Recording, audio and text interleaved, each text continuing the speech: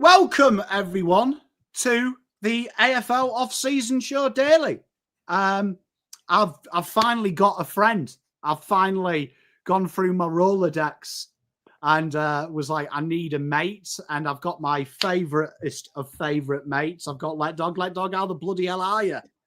I'm well, mate. I'm well. I must be feeling well because I'm engaging with the trade period with you. And I even uploaded a video to YouTube earlier this week. So first one in about 8 months. So hey, mate, we're feeling good. We finally, I haven't rented him. Let Dog's a IRL friend, a real friend, like one that I can touch and he's pliable. I was just telling Let Dog off air. Been doing this so long on my own that I've actually drawn red eyes and a smiley face on the chat window I've got. So it feels like I've got a friend. So this is good. I mean, Let Dog, I'd like to say that I have created the content this week today because I did send a mass text out to a couple of list managers I know saying that I've got a wife and kids to feed. So can you put some trade through? And one of them came through, which was nice with a trade. We have got stuff to talk about. Let Dog, tell me, your off-season in chat. Like, are you a listener of AFL Trade Radio? Do you just wait for me to do that horrible thing for you? No, I used to, from the day it started until about 2 years ago, I listened to every second of it. I'd be calling up. When it first started, I'd be doing, what was his name? Jack Lyles or Jordan Lyles? Why hasn't he been traded out? I think he was a Hawthorn player, maybe Brisbane player, I can't remember. And I'd be calling up from day one talking about what bullshit the compost system was, and no one really understood the compost system back then. No one understood free agency. I'd call up whenever a player was traded when they were a free agent going, this just fucking shouldn't be legal. And in the end, I realized I wasn't achieving anything. So about 2 years ago, I swore I would never listen to another second of Trade Radio, and I haven't. And to be honest with you, Pom, unless someone calls me or texts me, I only find out what's going on by watching your videos listening to your videos on the way home from work. So I'm literally coming into this, other than the chat we had off air, blind and ready to react. Well, I mean, I've got to say, I am a proper nerd. I sit here making graphics, doing research. Trade Radio is on one tab. I'm listening to that. I am F5 in, like literally, I am F5 in web pages more than the first time that I found pickhunter.com in the 90s. So I mean that's a vintage reference, but we do have pliable trades, I'm calling them.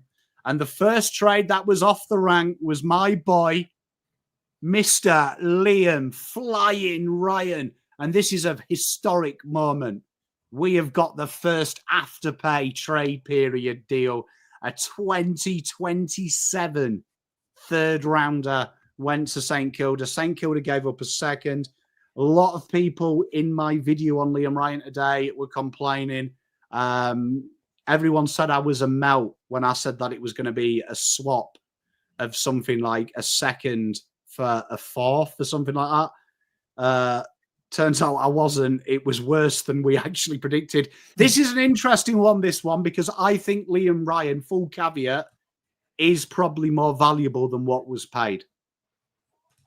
Yeah, my initial instinct for Liam Ryan is, how old is he? 29. It's probably an early to middle second in a straight swap. They haven't got that. They've had to send the third as well, which to me is unders, but I actually don't really understand why West Coast even needed to include a pick, to be honest with you. You tell me. Like, I mean, honestly, the gypsy-born part of me would love to do deals with AFL list managers because I reckon you could get some proper scandals here. I mean, it's interesting because if you actually look at it down, let's just anticipate. Let's say I've already, before St Kilda fans come after me, I locked you into the 8 next year, but let's just say you finish 12th. That's pick 6, right? Yep. So by maths, that's pick 24. You've officially swapped 24 for 37. So that's like what? 13 picks difference a year in advance. it's almost a freebie, isn't it? Because, I mean, hopefully Eagles won't finish bottom. I don't think they will do by 2027, but this was a peculiar one. This one, again, I think is going to be a wait and see, because my one reservation with Liam Ryan, and I've done a bit of recon on the Reister, is he's got a really good setup at West Coast. He's got all of his cousins and all of his bros there, all of his mates. I think it's a wait and see. Will he still perform in Victoria? But he's a great acquisition. I'm with Spinks here. I thought we'd do. I was backing the Eagles to get the job done. Yeah, I think if it's a straight future second, you're happy. If you're the Eagles, you're never getting a first. It's not that. Look, I don't know enough about Ryan's setup off the field, other than he does those sick commercials for rug shops. Other than that, I don't know anything about him. But the on-paper stuff, where you predict a bit of an uptick in a slightly better team in St Kilda, I think he can perform for them at a really high level. I'm excited, bro. Honestly, I am that in with the Saints idea. I am so in. I am tempted to upgrade Mrs. Pom's membership for it. Like, I am down with the Saints, because for no other reason I would have paid a first if I was a list manager, because I want him to do a commercial like this. Look, be like that. Like, just imagine it. Like, what type of people support Saints? Probably computer games people. Can you imagine Liam Ryan? Just imagine if you will, I'm Liam Ryan. But first day of preseason.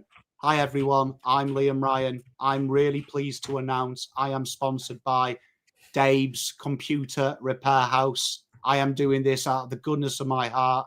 I come to Dave for all of my PlayStation needs. Go Saints. Go Dave. Like, he is the fucking king, man. He's great. Oh, we love him. We absolutely love him. And you've never seen. Tell me, Angus, you are a massive part of this channel recently. You want to say? Look, I'm going to find it now. Liam Ryan rug commercial. Honestly, these things are elite. This stopped the whole show for this, because he is honestly, this is the best. Honestly, the best thing I've seen on the Tinterweb, right? With clothes that's clothed, right? How do I do this? Here we are. Right. You ready? Well, yeah. Go on. As you know, I like my carpets, so I'm down here at Street X. I'm giving my carpets Saturday at 10 a.m. Check out the shirt, good quality. See you there at 10 o'clock. Cheers, mate. Thank you. Legit, the best thing I've ever heard. Can I just say the best thing I've ever heard was the opening of that, when he literally said, "As you know, I love my carpets," and he said it was. That's like me going, "As you know, I love spending time with my mother-in-law." Like, that is brilliant. Well, let's talk on field for the Saints briefly, because they've got the off field well and truly covered. Their leading goal kickers this year: Jack Higgins, who's an integral small in that lineup; Cooper Sharman, Mitch Owens, Max Hall, Mason Wood, Nazaya Wangani-Malira, Darcy Wilson, Isaac Keeler, Rowan Marshall. They're all the people who kick 10 goals or more. Only one of them is a legit, proper small forward, and that's Jack Higgins. So adding in a Liam Ryan is an elite piece of work. It means Dan Butler's out of a career probably, but it's great for the Saints. I guess maybe Mateus Philippou is the other guy who might come in and, if he plays consistent footy, kick a few goals. But this sets him up. I like it. Mate, him and Higgins is Viagra, and we've got a big Eagles fan here. I agree with you. I'm glad that you think it's around the money. I didn't think they were going to get a big deal for it. So, honestly, get around him. Get around Liam Ryan. He's my boy. Like, honestly, my dream one day is to get Liam Ryan to do, and I'm going to go to every Saints training session, because I want to do that video, him saying, "Please like and subscribe. I'm a big PommyInOz fan." Like, I'll pay good money. I'll donate to any charity he wants if I can have Liam Ryan do that. Like, because that's the energy I'm here about. But the other one was Maximus Heath. And as usual in the AFL, one team uses and exploits the new rules. All the other teams have got to get involved. And Maximus Heath has joined the Melbourne Football Club. Out of contract, it's a 2027 fourth rounder.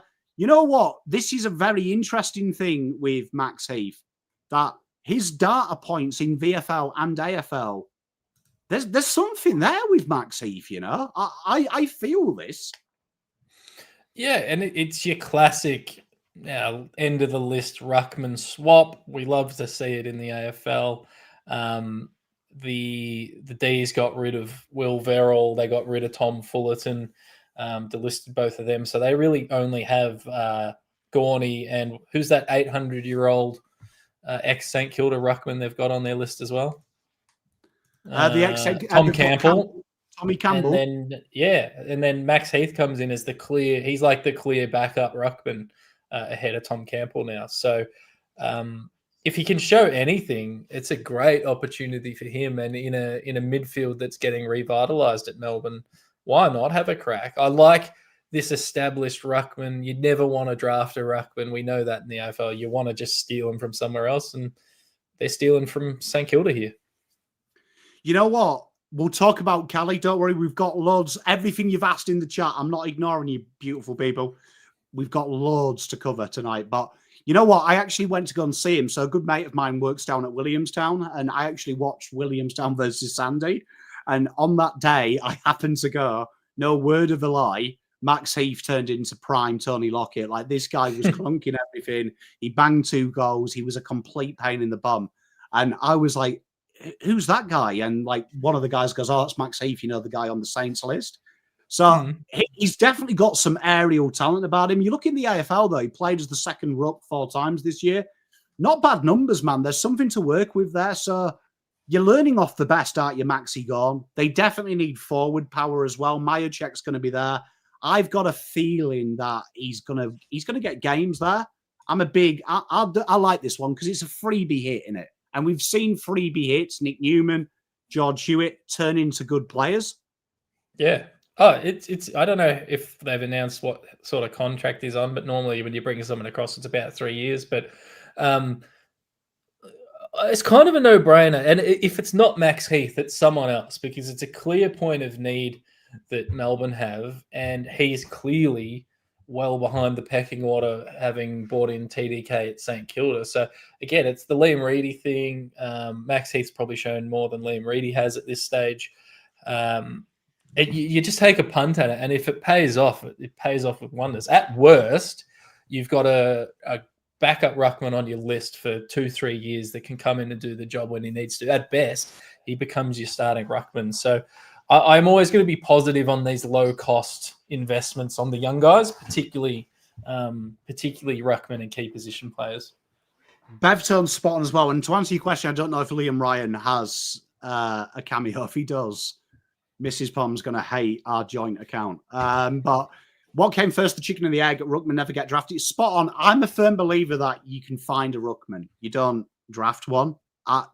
I've said this for a long time, and I'm very mean about ruckman. I don't rate them. I want you to all do me a favour, though. Look at Max Heath. Look into his beautiful eyes. Good-looking man. I've seen this guy before.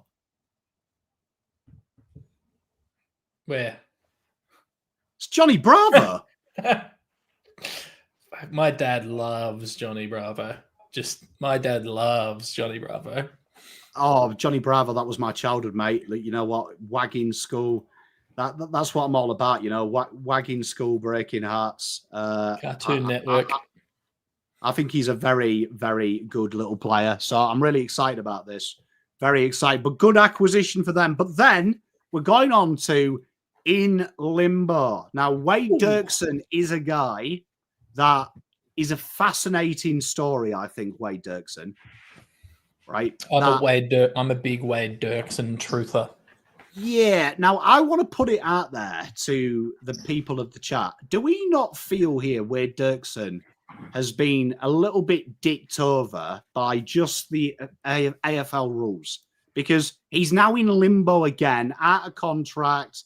He's constantly been moved pillar to post. Obviously was at Melbourne at one point. Melbourne have now shifted their tack to bring him back. Remember, he was originally at Melbourne. You look at his VFL form in another level. Like, look at them numbers there. He's going crazy. This is where the AFL system is so cooked, I think, because this guy deserves an opportunity. And I think due to the stupidity of the AFL rules, this guy's career might be over here. It's upsetting for me for multiple reasons. One being I have him in dynasty leagues in fantasy and I want him to play. But he was I think he was a mid-season draft pick. He's been played at full back, he's been played at full forward, he's been played on a wing, he's been played in the midfield, he's been played as a ruckman at times, and he's always sort of performed in whatever role they've asked of him. He takes a lot of intercept marks. He's been a target up forward at times in the VFL. Obviously asked to leave last year because he was offered a contract at Melbourne. GWS, for whatever reason, held firm. And now this year, I think you're right, Pop. There's always one or two blokes, probably more every year, that falls out of the AFL system. And you kind of go, how did that happen? It feels like that for Wade. And I understand he's never played at the AFL level and people don't know who he is. But I just think he's got enough. He's got enough of the package that he's at least worth a crack at the end of someone's list. It doesn't make sense to me that he might be out of the league. He's one of them players, isn't he, if we're honest with ourselves, that is too good for VFL, State League football. It's yet to be proven if it is. I mean, it's really sad that the rumours are, and remember, these are rumours, so take them with a grain of salt. But the rumours are he was guaranteed a spot at Melbourne, and then they've gone another way. I look at Wade, and he's played, like Leek Dog said, he's played everywhere. This is the type of player that Callie nails it. He's been unlucky where he's been, hasn't he? And I just feel if he was playing for North Melbourne right now or Essendon, we would be talking about him like he's Blackiston. Like they found one there in the mid-season draft. It is a shame because I think that's going to put you off. Once you're in the system and don't play, people touch you like you've got leprosy, don't they? Yeah, it's very strange. And I can't help but look, and I know North Melbourne have gone out and said they are going to back in their tools. You're telling me he couldn't come in and play a role? Like they've got Toby Pink, who's played better than expected, running around back there. Like Melbourne, it's odd that they haven't followed through, and I think he could fit in on their list. But I guess when you get a new coach and new coaching staff and all that, maybe that attitude shifts and whatever, that's fine. It's shit, but it's ultimately it's their call. But I am worried that, as you said, Pom, this guy's going to end up out of the league when he could fit in. He could fit in on most lists at worst in the last senior spot or the last rookie spot. Like he's got talent, and it's not a bad thing to have VFL players on your list as well. Mate, Spawn, if we get Josh Lindsay, Shiny Blue, honestly, I swear to Christ, I will do a show naked. Like, that's how it... This is a great call by Langy.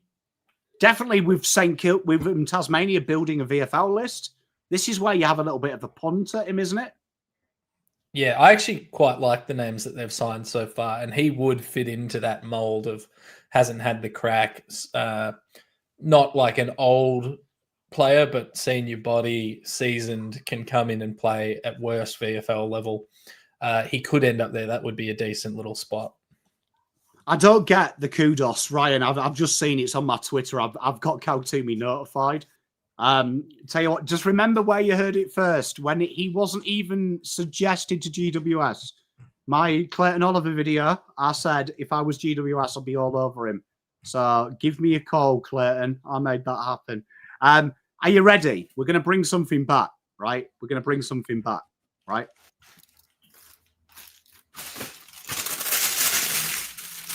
Right. Tinfoil hat Pom is back. So I want you to all buy gold, use cash. They're watching us. They are watching us. They are watching us. Make sure you buy gold, cash. But Leek Aleer, right? They have pulled out. St Kilda has pulled out of this deal, right? Pulled out of this deal. And the conspiracy is here. I think a lot of people will go around and go, St Kilda have run out of money. St Kilda have run out of money. They've overspent. I'm telling you right now, St Kilda have found a better option. But this leaves Leek Aleer in a horrendous position. He was all in on St Kilda. It was all agreed. This is fascinating now because this guy is available and solid year. My issue with Leek is I think there's a lot of media hype with him. Now, I want to know where you go with chat. I don't think this guy is as good as the media will have you believe. I think he's solid, but it says to me they've got someone else.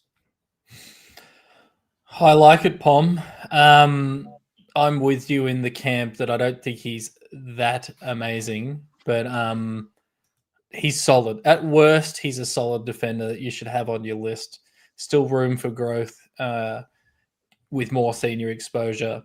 Still an okay defender. But I'm with you. I don't think St Kilda and Sauce pull out of this for no reason. I don't believe Sauce would not bring in a GWS player, even though he didn't draft Leck. I don't believe Sauce would publicly make a fuckhead of himself. Well, no, that bit I believe.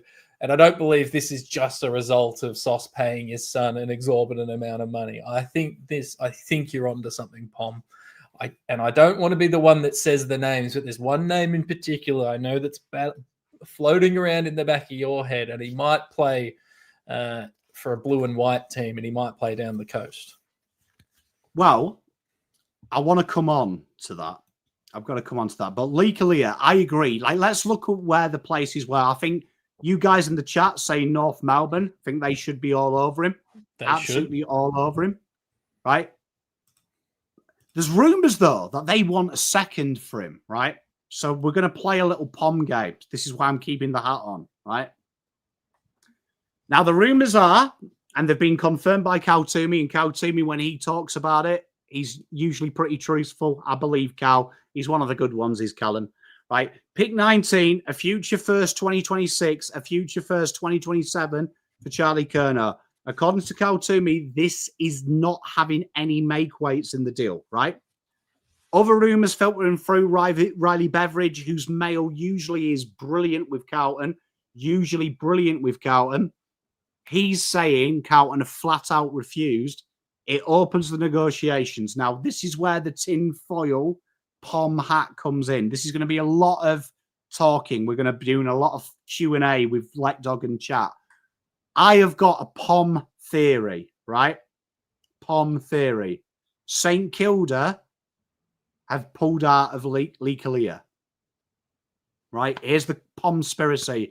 I'm going to put it to you guys. They sell SDK to St Kilda, right?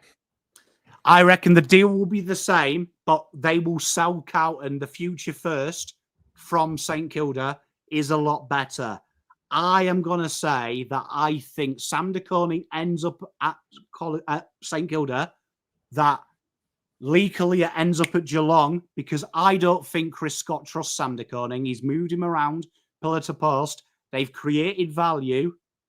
I reckon you are going to see the three-way deal, and that deal then goes back to Carlton, that they say, right, we will give you St Kilda's future first, our first now, another future first. Bang. Embrace the Hawk. We're going to cover that in a minute, right? And I reckon Rowan Marshall ends up as part of the SDK deal. I like it, Pom. This is what I live for. The only downside is that I'm not sure Silvani has the accoutrement to negotiate such a good deal, but I do like it. I like the theory. We always thought that TDK was going to go to Geelong to play with his brother. What we could never have anticipated was his brother going up to RSEA Park or wherever it is the fuck that St Kilda train these days to play with his brother Tom. That would be massive. Rowan Marshall going the other way. I'm sure the Blues would still want something extra, but I'll give you my thoughts on the straight up Geelong offer when we get to that. I love this conspiracy. Well, right, the tinfoil hats, Pete, my friend, is because I've got a conspiracy. Because are you ready to deep dive as if we're ready 4 a.m. after smoking too many joints and talking to someone at the back of the bus, right? Because in that time, the AFL changed the future first rules, right? There's no reason they would change this, but we're going to break it down for you, right? Break it down. Clubs now have basically an amnesty from 2023 and 2024. They're going to count it that everyone has used a first rounder. And now the rule goes from 4 to 5 years. You've got to use 2 first rounders in there, right? The rule exists, obviously, to stop teams, as it says there, taking the piss and never replenishing their stocks. But this is where it gets interesting. A lot of teams in the AFL right now over this rule wouldn't be able to do future first. Collingwood, Geelong are 2 of them teams, right? Collingwood and Geelong are linked with A-grade talent at the minute, right? So basically what it means is just imagine it all starts again from now. Everyone used a first rounder in 2023 and 2024. Everyone is cushy for the next couple of years, right? So clubs now can freely trade 2026 and 2027 round picks, even if they're not legally allowed to under the old rules. These clubs would have been restricted with the 2 in 5 rule, right? Under the old system. Collingwood are a great example. They traded out in 2024. Under the new rule, it's as if they picked up Di Mattia and someone in 2024, allows them an extra amount of 2 years worth of firsts that they couldn't have done, right? They couldn't have done, right? So the AFL have done this because they're trying to encourage pick swaps. Why? Curnow is on the market. Merritt is on the market. A lot of sexy players are on the market, but also Tasmania academy players next year. Tassie coming on along soon. Academy rules changing. The AFL are trying to do it, right? Now, I'm going to try and sell you this rule, right? Because basically, Brisbane, Fremantle, Port and Richmond have been given a pass for 2023. Geelong and Collingwood have been given a pass. So it's still 2 in 5. So this is where the Pomspiracy comes in, right? Let's go back to Charlie Curnow, right? That future first in 2027, I'm going to call it now, you will not see more players traded in 2027 in AFL history. That draft there is the go time for Richmond, Eagles, any team looking to be at the end of their rebuild. They're going to come in and try and maximize the teams that are on the older spectrum, Collingwood, teams like that. AFL have done that. I am telling you right now to make these deals happen. And I am telling you now, I am going to get I'm a genius tattooed on my neck if this comes through. Leek Aleer to Geelong, Rowan Marshall to Geelong, Curnow to Geelong. Bang. It's happening. It's fattening. I've seen it. I love it. I absolutely love it, mate. This rule, you may as well call it the Geelong Cats rule, the reset. By the way, we should absolutely abolish the restriction because it's ridiculous to think the clubs can't look after themselves. We know we'll bail them out if they fuck it up anyway. Unfortunately. You know, it should be. It should now be like a 3 in 5 or a 2 in 6 or whatever. It should be eased as a minimum. I think Charlie Curnow. People were asking further up. Charlie Curnow, I don't think is playing at Carlton next year at this point. And while we have rejected Carlton those 3 picks, it's a really good, smart tactic by Geelong, because by offering 3 first, and even if they're shit first, right, and you got to assume the next 2 picks at Geelong will be shit picks because they've never finished lower than 12th on the ladder in their history in the AFL. They've never finished lower than 12th. Some of those years where they finished 12th, they were last on the ladder because there was only 12 teams, but they've never finished lower than 12. So you got to assume they're going to be shit picks. But it is really hard for Carlton now to turn around and go to its members, hey, we know Charlie Curnow really wants to leave, but we're rejecting the most first-round picks that have ever been offered. Geelong have put Carlton in a position where they effectively can't publicly refuse it. Now, they have refused the first iteration, but it's going to keep building and changing.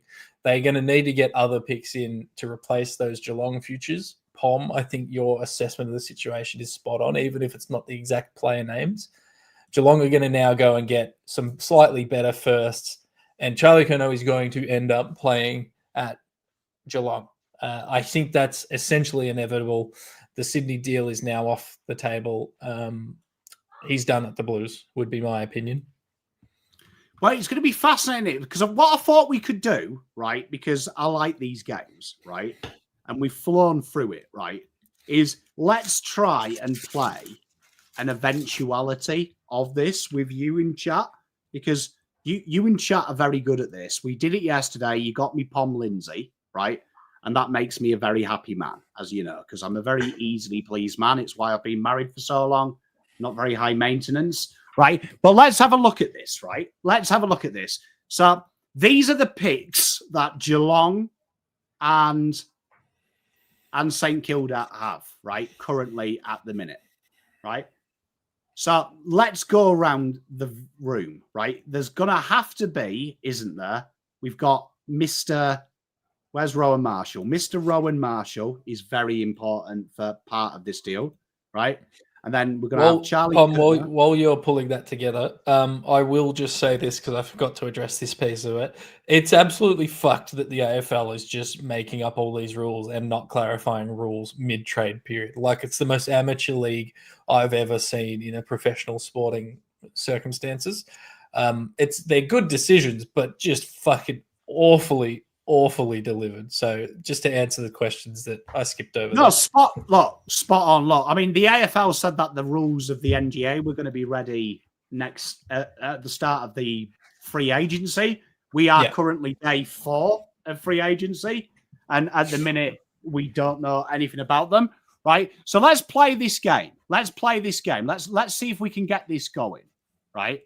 Let's see if we can get these going. These are the pieces. Love you, Petra. Good to see you. Good to see you, Old City. Right. Let's see what this deal is. Right. So Leek Aleer, he needs to end up, doesn't he? At Geelong, in my theory. Yep. Right. So let's see. I reckon that if you look at GWS currently, GWS's picks this year are 14.35. Yep. You look at what GWS have, if we go to their list strategy at the minute, they're nearly chock-a-block. And when you look, they've done all their list management. That's including Leek Aleer leaving, right? So they're almost full on what they're getting in. Laverde's got to be added, Clayton Oliver. They're going to be very minimalistic in come draft night, and they can take rookies. So I would say pick 14 for them is almost irrelevant at this stage. So what I'm going to suggest here is that they offer a future first and pick. I reckon they'll go future first and a future second for pick 14 and Leek Aleer. So Geelong sending future, future first and 27, future second, and a future second, 27, right? Yep. And then Leek Aleer. Look at this. This is going to be a good game, right? Leek Aleer, and then they give pick 14, right? So now the offer to Carlton, if you look at it, suddenly becomes this. They are saying, we have got rid of that future first. We're going to give you 14 and 19. 2 firsts today. 2 firsts today. Which suddenly makes it better for Carlton. Carlton can play around, right? Carlton can play around. And we've got Leek Aleer there, right? Then the next rabbit in the hole is Rowan Marshall, right? Not much on offer here, right? But I reckon they'll go 19 for Rowan Marshall, right? Straight out, right? Straight out with a future second coming back. Make a St Kilda column so it's easy to follow. Right? Future second. So suddenly now they've got this Arsenal. So if we look at it, do you think Carlton would accept, let's just say, would you say that would get it done? Do you reckon that gets it done? Yeah, Carlton say yes to that. Yeah. Carlton say yes to that without the future second. Do you think so? Yep, I do. If it's St Kilda's future first and 14 this year and 19, assuming Carlton have other moves to make, Carlton say yes to that. The future second's just gravy. Geelong will basically say, we have organised a way for you to have 3 firsts, the most first ever for a player. St Kilda's never happened in the AFL. We've never had a player traded for because this is what I wanted to do. So let's just disregard this. Let's just say Carlton get 3 good firsts, right? 3 good firsts. Effectively, these have got to change into picks. So let's just go future first. Let's just say they mirror this. Let's say they mirror this. It's something around 15. Let's just use that to keep the math simple. I would do it on the proviso that Carlton can change this into players. So if you look at the 2026 draft class, Gold Coast have got future players in that. They've got 4.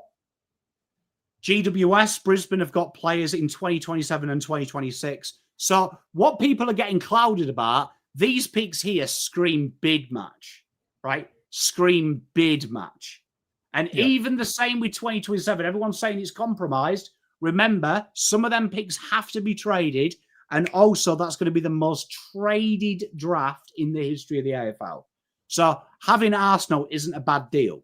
Let's just say, right, if people start thinking about it, teams are going to know you need 2 first rounders. That's all we know to match any bids in the AFL next year. So suddenly, all the teams that have got a match, Gold Coast, Hawthorn, potentially with Hodge, Carlton, St Kilda, Port Adelaide, everyone's going to need that, right? Everyone's going to need them picks. So when people say they're worthless picks, they always get traded. The most common trade in the history of the AFL is a pick in the 14. It's the most valuable pick because them picks always are the mate where it's the deal. So what I want everyone to think about is, let's just say you went to Gold Coast tomorrow, right? And you got, where is the ugly little guy? Where's Ainsworth? What squad number is Ainsworth? Someone tell me what squad number Ainsworth is. Why can't I see it? Don't know. I'm going to guess 27. This is worrying that Ainsworth isn't there. Oh, there he is. He's number 9. Right, Okay. number 9. That's a better number than he deserves. Right, let's just say 2 of them picks turn into Ben Ainsworth and Bailey Humphrey with a future second coming back. Yep. I agree. You might not trust them, but it's possible. So, Nettie, I agree. Why would Carlton do the deal? Winning the deal, for me, is the most stupid mindset you can have, because historically, if you watch what the AFL do, you never get a good player in the trade. And I'll tell you for why. Go back and watch Terry's interview with the Sydney player, with the Sydney guy. He thinks Charlie Curnow is bang average. You lot think Charlie Curnow is Tony Lockett 2.0. The reality is he's somewhere in between that, in reality, right? Yeah. So you're always going to overvalue it. If we did a deal now with Gold Coast are going to say Ben Ainsworth is contracted for 4 years. He's a very good player. We view him as a first-round pick. It waters you down your deal. Carlton would get Ben Ainsworth cheaper by trading for him than they would having him in as a trade deal. I think the other thing to consider is, and you see this in a lot of other sports, star player with a contract wants out. The easiest thing for management to do is trade for future assets because A, it guarantees the person trading them a job for a couple of years, self-preservation. I've traded for these picks. You've now got to let me use them. And B, players get what they want. Like, it's not us accepting this because we think it's an amazing deal, although I would accept it. It's because why keep a player at your club who does not want to be there when there's an offer of 3 picks that you might be able to turn into something else? And if their future assets will help you acquire your Cody Walkers and your players like that if you don't turn them into players. It's a very easy deal in this hypothetical world that we've talked about where it's better picks than the Geelong's first offer. It's very easy to convince yourself internally at a club that that's a good deal. Well, you see, yeah, and you noted that. And I think this is when people are saying about matching Cody Walker, I really am asking chat for a bit of your faith, right? A bit of your faith. But when this came about last year, I said they won't remove it. All the other content creators were crying about it. I told you father-son will never leave this game. It didn't.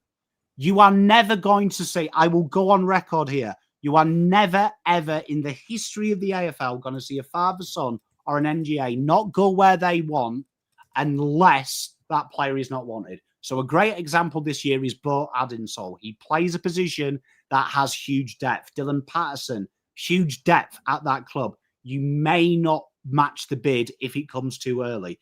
Cody Walker, 2,000% will play for Carlton Football Club. 2,000% Cochrane will play for Port Adelaide. Berwick will play for Essendon. It's so easy to get the deals done. Even though they've changed the rules, people used to say the old rules were impossible to change. It's never, ever going to happen. So you need to get that fear out of your head. What I'm trying to say is, and this is also relevant to West Coast Eagles. This is all, don't look at, have I lost the deal? Have I won the deal long term? So a great example, I can tell you that right now, is yes, the Eagles deal on paper looks shit. But if West Coast sell one of these picks and end up Essendon overpaying 5, 6, 21 with a future coming back, maybe a future second for a future first, they win. It's interesting widescreen because if you actually read the NGA report, the AFL used an example, Cochrane would be eligible for Port Adelaide. So that's always a good little indication that he is going to nominate that one. But the new AFL rules specified it. So what I'm saying here is people are going to say, what about the 60 goals from Charlie Curnow from a Carlton point of view? Okay, let's answer that. Carlton are the only side in the bottom 6 of scores generated from the back half that exist in the top 4 of intercepts, meaning that Carlton are one of the slowest, worst moving ball sides in the most important metric to win a flag. Carlton move the ball incredibly slow. You all watch them. They are an archaic team. Even with Charlie staying, Carlton have to address that. Charlie Curnow leaving means Voss can't dine out on having 2 giant fuckers up forward. That means he's got to adapt. That means Carlton have got to look for ball users, Josh Lindsay in the draft, players of that ilk, and get them in, right? Carlton still made finals with one forward being injured partly in 2023. Carlton can still do it. So people are looking at it as Charlie Curnow's one player. I'm going to call my chat out here, apart from maybe 5 of you. All year, you've been crying that Charlie Curnow's rubbish. Suddenly, Charlie Curnow's brilliant. Now he wants out, and you've got a bit of value. So, what if I told you, Pom, that Harry Mackay and Charlie Curnow both averaged the same amount of goals this year? What if I told you that Brodie Kemp was only slightly behind Charlie Curnow in average goals this year? Obviously, Charlie played more games than those two, but like he's really good. But on paper, in our system, he produces the same as Harry Mackay and Brodie Kemp. Stewson watched the draft that you all did yesterday. You guys were all in charge of my draft. He could slide there. Also, do me a favour. After the show, go and check out Atouche, Only Carlton. He's started a YouTube page. Make sure you get around him. So I don't want to spend too long on Charlie Curnow because he actually pisses me off and he makes me want to punch puppies. But what I want you all to get through, and this is for West Coast fans, this is for Richmond fans when you trade away, Essendon fans, don't ever start looking at the trade isolated. Look at the whole picture, because what I'm telling you, you could quite easily do it.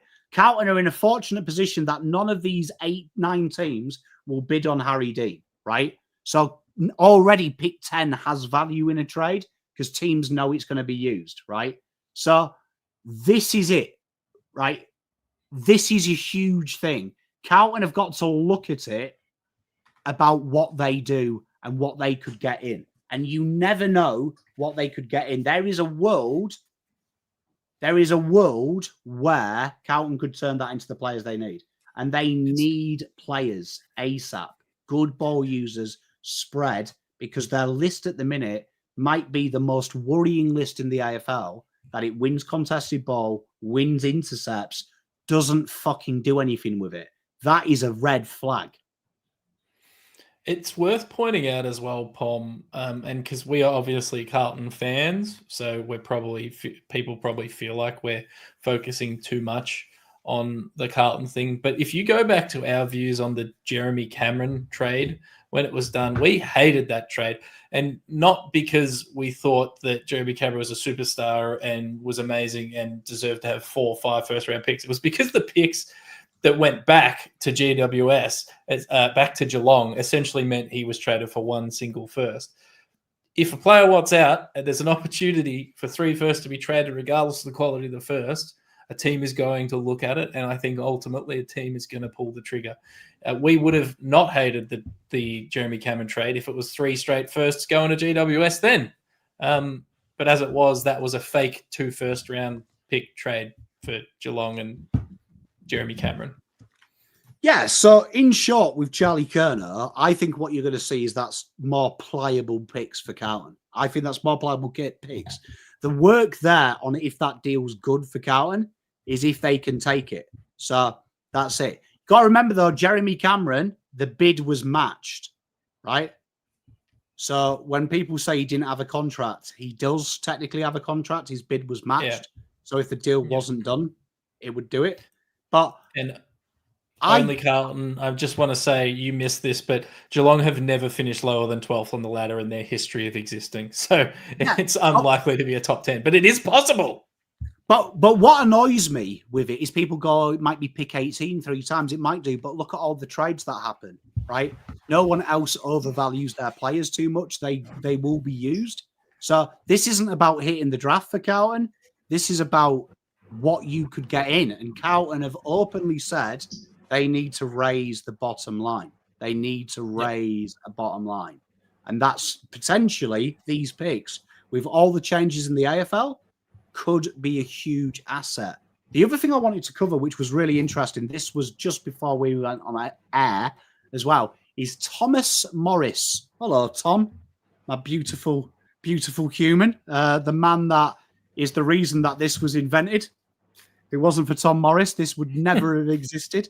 But he has announced that the AFL are bringing in an extra rookie spot where he's considering to try and negate the NGA rules and allowing a club to reserve it for an NGA Indigenous footballer. Now, this is a really interesting one for me because this was the reason I was guaranteeing you they wouldn't get rid of father-son and NGAs, because Sydney, Brisbane, GWS is a statistical proof that Indigenous representation in our game at state level and junior level is higher than it's ever been, and it's growing. So this is a really intriguing one, and it gives a lot of flexibility, doesn't it, with what they can do. So this is a fascinating one. What did everyone think about this? Because I genuinely like this, because I think sometimes there is, I'm not saying it's racist, I'm not that type of guy, but I do think there is a genuine reputation that Indigenous footballers could be a problem. And I wonder if that goes against them, because it does go against WA players in drafts. It goes against Tasmanians in draft. It goes against Victorians being treated interstate. It's a fascinating one, isn't it? This one, but I really like this. Yeah, it's no, it's not a racist thing. It's and I've heard this from people who work in AFL clubs that a lot of Indigenous players have completely different cultures and completely different needs and completely different types of support. And often clubs historically look at that and go, too hard basket. And that is a fact. It's not I don't know. It's not a comment on that culture. It's just there's different requirements, and that is seen as too hard in sometimes by some professional sporting clubs. So having any sort of incentive to increase that that contribution to the game is a good one. And now, I haven't read this. Is this just drafting NGA players, or does this count as, like, could Gold Coast put Jamaro Ugle-Hagan in this list spot? Do we know that sort of depth of detail yet? No, literally what they've said is it will just be reserved for an Indigenous player. So the thought process, reading between the lines, I was pretty good at predicting what the AFL will do with the NGAs. My prediction here will be just anyone that's come through that NGA system. So anyway from that Indigenous system with Indigenous roots. So I think it's going to be along them lines, that just every team will have that option to treat them like an Irish player, which I think that's what we do anyway. Yeah. No, I'm all for it. James, probably not, no, because he will go in the main draft. From reading it, it will be undrafted players, so you can just pick them up. Like, Carlton don't need to cheat to get Cody Walker. Like, this is where we've got to get smart. Good list management will get us out of this thing. So I'll go through some questions because we've got 10 minutes. So ask your questions away. I do like it, but how do we stop culture from together? That's good. Look, unfortunately, the AFL are always going to have rules that are manipulated. It's the nature of the beast. This one's interesting because I feel like Carlton have hung up, right? I want to take you on a little journey with Carlton, and I want Carlton fans to wise up, right? And you're going to get really upset with me when I say this, but I need Carlton fans to listen to this and hear me well. 2 years ago, Carlton had more players nominated in the All-Australian than any other team, right? Where did they finish, right? Where were they? How good are they? Are they as good as Brisbane? Are they as good as Gold Coast? The sooner Carlton fans get through to their head that their list is shit, right? Matt Owies left. He's dog shit. Eagles fans want him delisted, right? So what I'm trying to say to you is, if we go the same way we're going, Carlton are going to fade into mediocrity. 2027, when Tasmania start having their draft concessions, if Carlton aren't fixed with their depth, and as Letdog says, raise the ceiling, Carlton aren't going to be obscure for 2 years. It's going to be a fucking decade. And history says when new teams come in, you are fucked if you're in a rebuild. Carlton have got an opportunity where they've been kissed on the dick, where Charlie Curnow wants out. You're going to get very overs for him, which 3 firsts, whether you like it or not, is overs. Is overs because no other player in the history is it. Carlton have to change it, and they have to change it now. Richmond are ahead of us, right, with their list build. St Kilda are pushing the needle.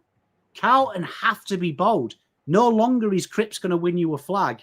It's the players that are helping Cripps out are going to help him the flag. They're being kissed on the dick with Cody Walker. They're kissed on the dick with the best intercept defender I've ever seen in a draft. We have to change it. Otherwise, all you're going to do is sit round the campfire and bore the shit out of me, telling me, do you remember when we won a flag in 95? And I'm going to be like, who cares? I used to wear denim in denim at school in 95. Wouldn't do that anymore. I think, no.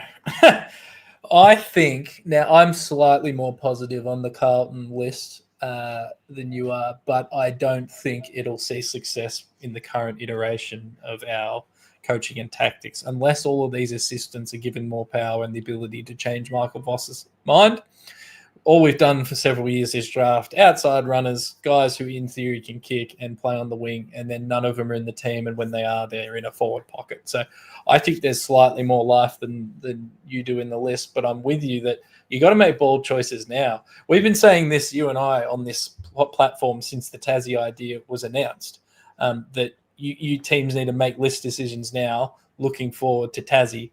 And even when you and I were watching this team in a prelim several years ago, we kind of knew you still need to make those decisions now.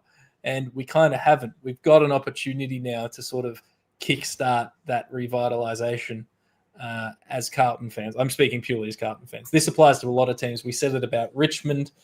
We didn't like the year they went and got Taranto and Hopper because we're like, you guys should be getting ready to, we knew Tassie was on the horizon, rebuild. And then subsequently they have just injected all that youth in and still have that premiership experience. So opportunities here with you, Pommy. I'm agreeing with you 100%. There's an opportunity to set yourselves up before it's too late.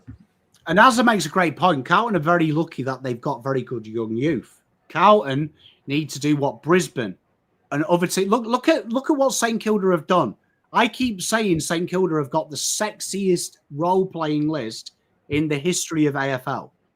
Now they've gone out and bought the glitz and glamour. They've got the black backdrop that makes stars shine. Richmond went out and got the stars. They're now looking for that rich backdrop to go look good. So it's going to be interesting. Now, a couple of questions coming in before we finish about North Melbourne. North Melbourne, obviously, Shadow Light, you're going just as we're talking about them. Does anyone else feel when they came out this week, they said the key defenders are staying and they're backing in their key defenders. They're going into the draft this year with mid picks in the 20s, right? In the early 20s. Do you think we're going to see something from North Melbourne? Do you reckon Leek Aleer, for me, seems the player that would move the needle for North? Yeah, they have to do something in that space. I know they want to back in their players, but they simply have to. We've literally been talking about this for years. It's like the Carlton backup ruckman thing. For years we've been saying, good midfield, solid forward line, fix the damn key position depth in defence. And they haven't done it, and they said they were backing it in. I'd be just like, what does pick 24 do for whatever it is do for them this year? Offer that for Leek Aleer. He's already been in the system. He's already developed. He's going to be better than in the short term than whoever goes at pick 24 when it jumps out to pick 30. Offer that pick now. Get him in. Put him on some big dollars. Not too big, but big enough to get him happy, and you've got something to build around. Right age bracket, not an 18-year-old. I wish that North or someone would go after Leek Aleer. And if not him, look at a Wade Derksen as a throw at the stumps. Look, it's going to be huge. It's going to be huge, right? It's going to be huge. Number one pick in 2027, to answer your question, Tasmania. That's when it starts. What do you think when you look at North? Do you think that they've got, 25 and 26 at this minute? If the reports are true, let's say the reports are true, GWS have said they are going to, it's a second round pick. 25 probably gets the deal done. Do it today. I would rather see North trade 25 for Leek Aleer and then maybe have a spot fire of what 26 can get you at a player. Yeah. I don't think having picked 25 and in the draft helps them this year. They've kind of done their drafting. They kind of, when they traded out this future pick, they kind of showed we're moving on from the draft. They've signed Charlie Spargo, who's an established, turning 26-year-old player. They've got all that youth through the midfield. They've got a couple of forward targets in that team. The Luke Parker and Jack Darling acquisitions of last year probably indicate that they are done with building from the bottom. Leek Aleer or similar type player to me, that's what you do if you're in this position. See, I think Angus nails it. I love you, Angus, as well. Yeah, it's good to see you in chat. You've been a real big contributor in the off-season. I just think this comment here as well, Comden, when you look at their players, Comden and Toby Pink, I think the issue with Comden and Toby Pink is I don't see that dynamic, athletic intercept profile from them. So Aleer straight away could work off them taking the bigger bodies. And I actually like, I've said this in my review of North, I actually like how they move the ball. So I think suddenly that really adds a dimension to them. And I think it's a risk. I really hope they go hard at Aleer. And they were linked with Leek Aleer, weren't they, a few years ago, weren't they? I cannot remember. North are linked with everyone, though. Yeah, that's true. Should we, before we finish up, should we talk Clary requesting his trade officially? Great cover for Josh Kelly, who's going to miss most of next year. Yeah, well, we can talk about 24 years old, Cole. Angus, he is an interceptor, but he's also a giant, isn't he? Do you know what I mean, Angus? They don't have that true, loose, no defensive responsibility. And what I'm saying is I think Aleer, his best work is when he's loose with no defensive responsibility. Comden can defend to an extent. Okay, so I'll quickly answer this. This is a good one from Let Dog. Do you think this has been one of the more boring trade periods? If yes, why? I'll go first while you guys think. I think yes. The reason is I think we've got too many shows, 24-hour coverage, and the problem is we're building this trade period up 6 months before. 3 months ago, we were hearing about Curnow was out, Merritt was potentially out. So I think the expectation is too high, and that's why. And because it's 24-hour coverage, it's too much. So my stance has always been since trade period, sort of free agency period and trade radio began, is that it's not an entertainment product. It's a player movement tool used by sport teams to improve their roster. My position has always been that it should go from the end of the season through to halfway through the live season, but let's say all the way through till round one. If you extend it out, suddenly you can't create 24/7 content. You can't hyperfixate on it like other sports. Stuff will just happen when it happens. For me, though, I will say I have thoroughly enjoyed this trade period, Pom, but I don't consume any content. I don't listen. I don't log on to Twitter. I don't open DMs. I don't open messages. My experience of the trade period is when you upload a video, I watch that video, and when you go live, I watch that. So because I'm able to make the decision to separate myself from consuming the content, I've thoroughly enjoyed it. And there's been a lot of moves already. Like there's been a lot of players already move clubs through free agency and trade, way more than we would normally have by this point in time in past years. So I'm loving it, but also I don't actively engage with it. You know what? I'm a big fan of the trade period, and I've actually liked it. I've actually really liked it this year. I think it's. I'm disappointed that it's been built up way too much, and I can tell it's home and away. These deals are done, and we're going to wait till 20 minutes. There's going to be a mad. You just know the Merritt deal. Petrarca or Merritt, yeah. Yeah, Petrarca, Curnow probably gets done with an hour to go, and then Carlton have found some dickhead who's better than that. So I like it. But you know what, Angus, I want to run this idea. I said this to Let Dog on the phone today.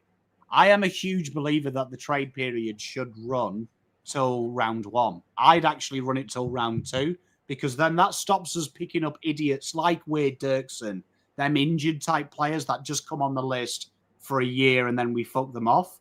It gives them a chance to actually go out and acquire proper talent. I'd like to see it go before and after, because then I also think it adds a new dimension to father-sons. Yep. So yeah, I'd like to see, Cody Walker go pick 2 to the Eagles, him kick off and say, no, I want Carlton. No, I want Carlton. And then Carlton have to do a deal like you see in the NBA. When players take someone for someone else and do a trade. Think Luka Doncic in his draft year gets drafted by Kobe Bryant. Yeah, Kobe Bryant's another one.